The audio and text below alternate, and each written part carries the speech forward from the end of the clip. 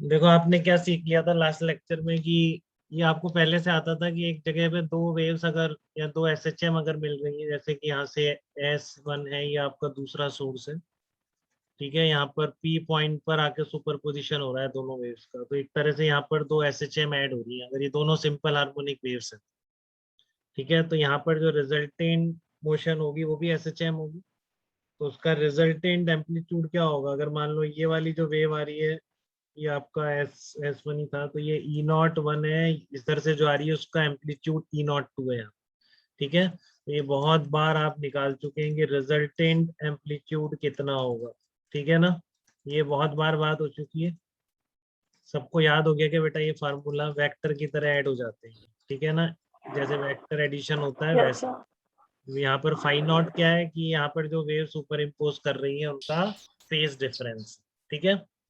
फिर ये आयुष ने इसमें ऐड कर दिया है पेज लेक्चर 1 में, देखो यहाँ तक था। और आपने जो रिजल्ट, इसको रिजल्टेंट वेव की इक्वेशन होगी ई नॉट आर, तो ये आ गया, थीटा जो था यहाँ से निकल जाएगा, ठीक है। तो एम्पलीट्यूड की बात हो गई थी, इसके बाद फिर हमने इंटेंसिटी में कन्वर्ट किया था इसको, ठीक है। तो intensity proportional to E naught square, यही था अपना, ठीक है, half epsilon naught E naught square into C, this is the intensity of electromagnetic wave, ठीक है। तो intensity proportional to amplitude square, तो जो आ रही है वेव जो यहाँ से आ रही है, ठीक है ना, किसी की भी आप इंटेंसिटी लिखोगे तो ये टर्म तो कांस्टेंट आ जाएगी, तो इसलिए हम बोलेंगे intensity is proportional to amplitude square, ठीक है। फिर इसका प्रोपोर्शनलिटी कांस्टेंट के मान लिया हम, इस पूरे कांस्टेंट को लेट से के कुछ बोल दिया, ठीक है। फिर इससे हमने कन्वर्ट किया था बेटा, इसको दोनों तरफ के से मल्टीप्लाई किया, ठीक है। और ये जो आ रहा था इस तरह से, ठीक है, इसको हमने के ई नॉट वन को अंडर रूट के ई नॉट वन स्क्वायर और के ई नॉट टू को, ठीक है ना, यहाँ पर रूट के और आना चाहिए बस थोड़ा सा शायद, ठीक है ना, इसको रूट के ई नॉट वन और रूट के ई नॉट टू दो अलग अलग तरीके से लिख दिया, ठीक है। और रूट के ई नॉट वन और रूट के ई नॉट टू को आप ऐसे भी लिख सकते हैं, अंडर रूट के ई नॉट वन स्क्वायर, ठीक है।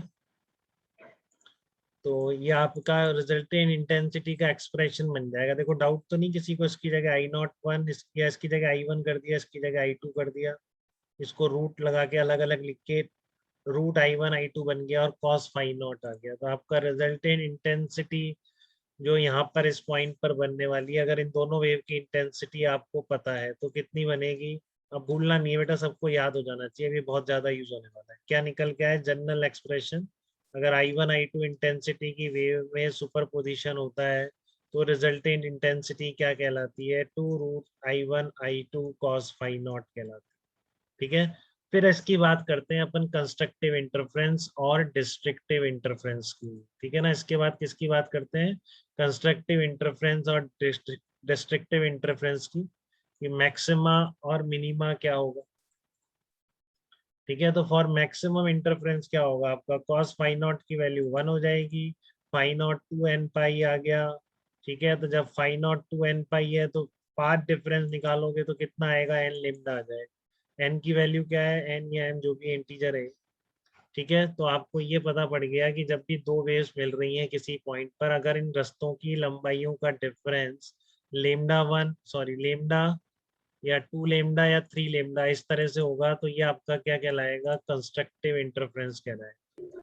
Lambda, two lambda, three lambda, या मतलब एन लेमडा, ठीक है ना, n zero one two three कुछ भी हो सकता है, जीरो भी हो सकता है, पार्ट डिफरेंस जीरो, ठीक है, तब भी क्या है, कंस्ट्रक्टिव इंटरफेरेंस है। तो इन सारे पार्ट डिफरेंस की वैल्यूज पर उस पॉइंट पर इंटेंसिटी मैक्सिमम पॉसिबल इंटेंसिटी के बराबर होती है, और वो मैक्सिमम पॉसिबल इंटेंसिटी कितनी होती है, root I1 plus root I2 का होल स्क्वायर, बेटा ये बहुत सबको याद होना चाहिए, अब भूलने का चांस नहीं है, ठीक है।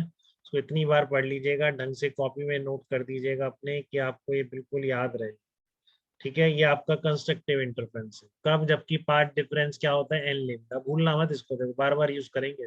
Path difference zero lambda two lambda, इसका मतलब कंस्ट्रक्टिव इंटरफेरेंस मैक्सिमम इंटेंसिटी, ठीक है। अब मिनिमम इंटेंसिटी कब होगी इस एक्सप्रेशन में, जब कॉस फाई नॉट -1 हो जाएगा या फाई नॉट हो जाएगा 2n प्लस 1 पाई, ठीक है।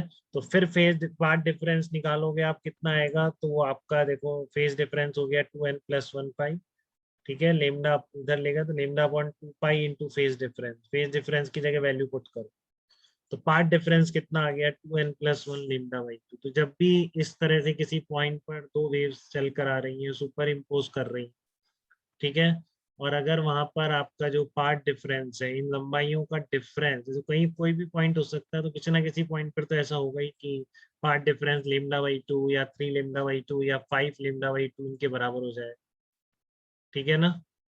हाँ, ठीक है, तो आपका इसलिए मिनिमम इंटेंसिटी कितनी आएगी, √I1 माइनस √I2 का होल स्क्वायर आ जाएगी। तो आप यहाँ पे मिनिमम लिख दो। तो ये फार्मूले है बेटा, बिल्कुल याद रहने चाहिए, ठीक है। जनरल एक्सप्रेशन और minimum intensity √I1 minus √I2 का होल स्क्वायर, ठीक है।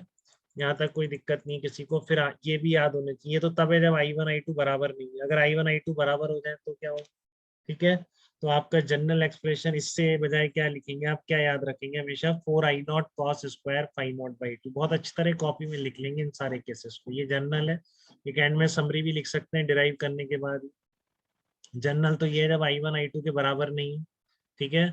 और अगर I1 I2 के बराबर है, ठीक है, I1 I2 के बराबर है, तो आपका जनरल क्या हो जाएगा, 4I0 कॉस स्क्वायर φ0/2 हो जाएगा। φ0 क्या है, यहाँ पर जो फेज डिफरेंस दोनों वेव्स में आ गया है, वो कैसे निकालते हैं, इनिशियल फेज डिफरेंस प्लस 2 पाई/λ इंटू पाथ डिफरेंस। तो वो सारी बातें हो चुकी हैं अपनी, ठीक है। तो I1 इक्वल्स टू I2 पे जनरल ये होगा, मैक्सिमम ये होगा। ये बहुत इंटरेस्टिंग था, लास्ट टाइम इसी की बात कर रहे थे अपन, मिनिमम इंटेंसिटी। तो आप देख रहे हो लाइट और लाइट मिलके यहाँ पर क्या क्रिएट हो गया, अंधेरा क्रिएट हो गया, ठीक है ना।